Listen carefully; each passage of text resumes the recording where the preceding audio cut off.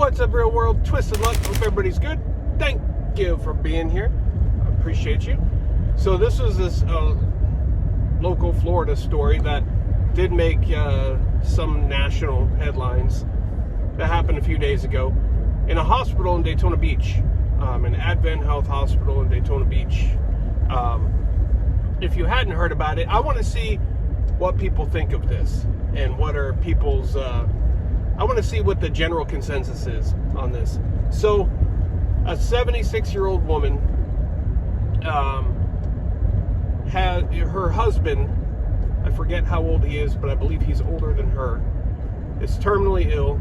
He's in the hospital. Now, I don't know all their circumstances. I don't know what's wrong with him.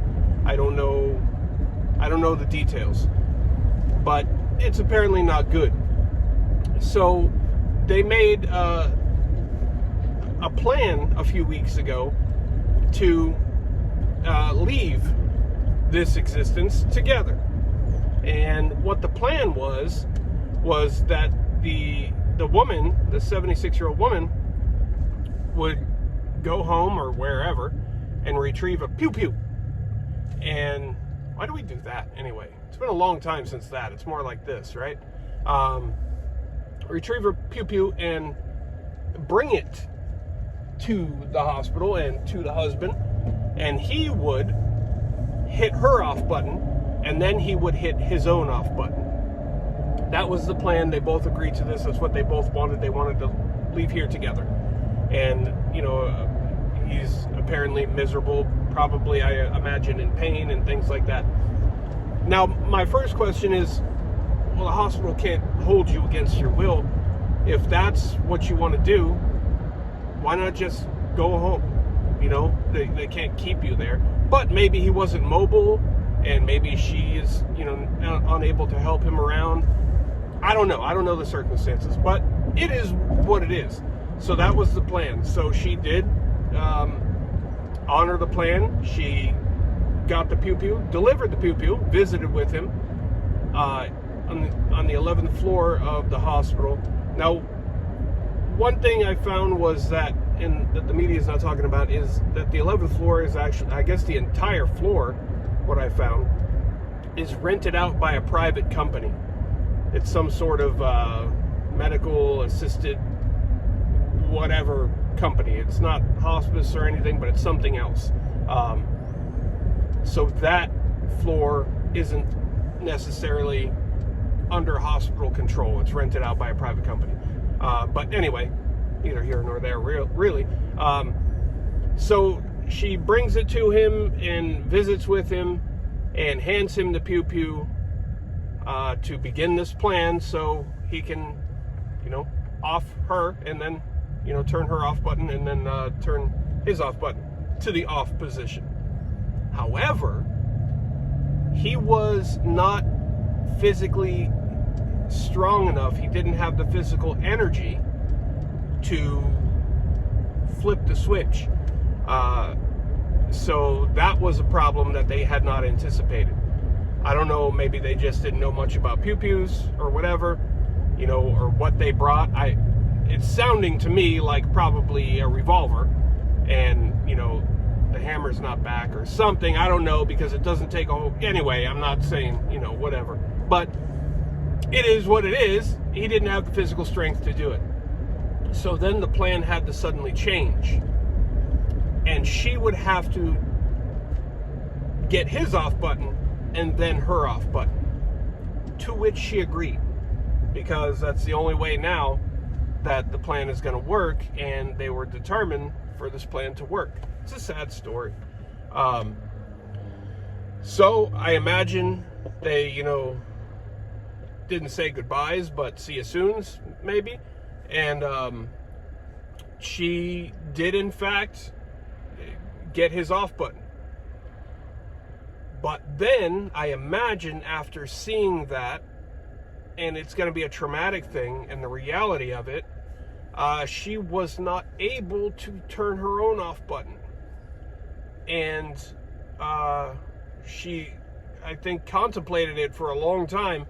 Now, of course, other people heard the switch being flipped, and alerted everybody, and there was a active poo-poo in the building. They said, police came, and she stayed in the room for hours. I would imagine trying to, and keep in mind, she's staying in the room too with her husband, who she intended to now be with, but instead he's there with the off button, right? Which probably wasn't nice to look at. And I imagine she's trying to figure out, can she do this? Ultimately, she could not do it. There was only one pew-pew. His off button was hit, and that was it. She eventually surrendered, and now she's locked up in jail. First degree premeditated murder, 76-year-old grandma. There's a couple of sides to this, right? And I don't want to sway anybody, so I'm not gonna say where I stand on this and what I think, because that's unfair of me to do so. I want to see genuine, honest opinions. What do you think? What are your thoughts on this? Obviously, there probably were other ways to do this. And again, nothing came outside of that room. No harm was done to anybody. No threats were made to anybody. It was this plan. And now she's locked up, first degree, premeditated. No bond. In Florida, I know some states you get a bond. In Florida, for something like that, you don't get a bond. But then the police, they did a press conference, and one of the journalists, how ever did she get a pew-pew into the building? The same way you get one into Walmart, right? And that's unfortunate too, because now I think we're gonna see, I know some places in some states and some areas have things in place already, but now we're going to see even more things in more places to prevent pew-pews from coming in. I say that's unfortunate because I know places have policies that say you can't, much like that hospital did, but policies be damned, laws protect you, right? There are some places where, maybe it's a good idea for some sane people to have the ability to protect themselves and others. Some law-abiding, sane people versus just the lunatic that comes in and doesn't care about the sign on the door, right? But now they're going to put things in place that will detect things like that. I guarantee that's coming.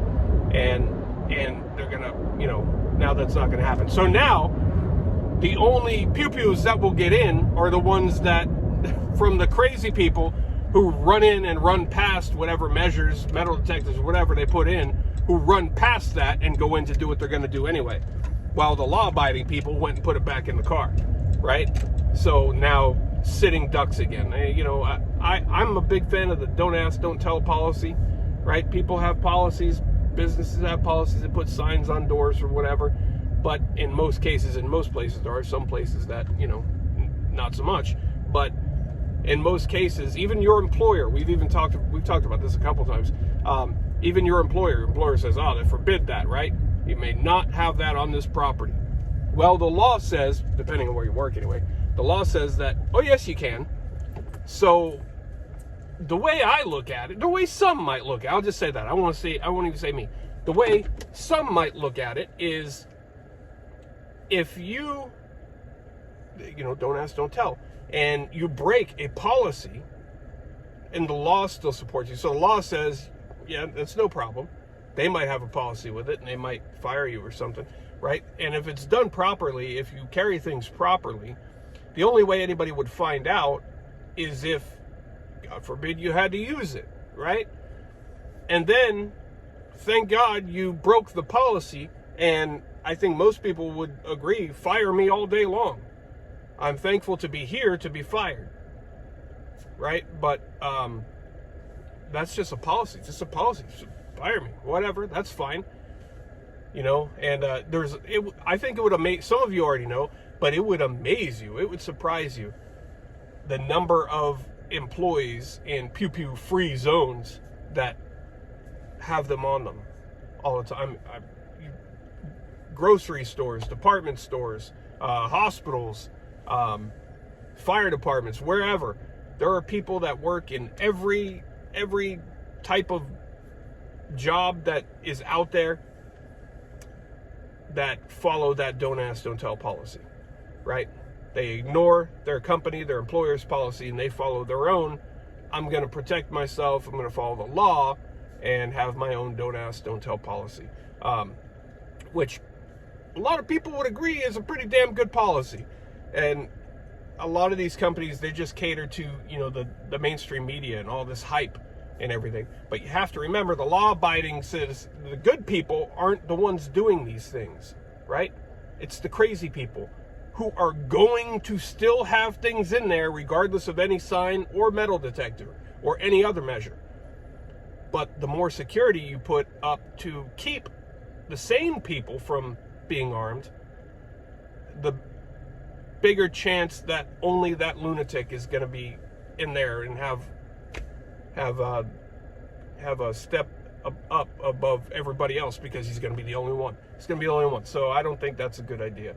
Now, in this case, obviously, this wasn't a lunatic that ran into a place. This was a rare scenario that pretty sad in a lot of different ways. And I want to see what you think of it. So share your thoughts. Let me know what you think. You know, that's a local story. Just a local thing. Like I said, national. A little bit different than what we normally talk about. But we often do cover strange or big news type of things. Or crazy or just lies news.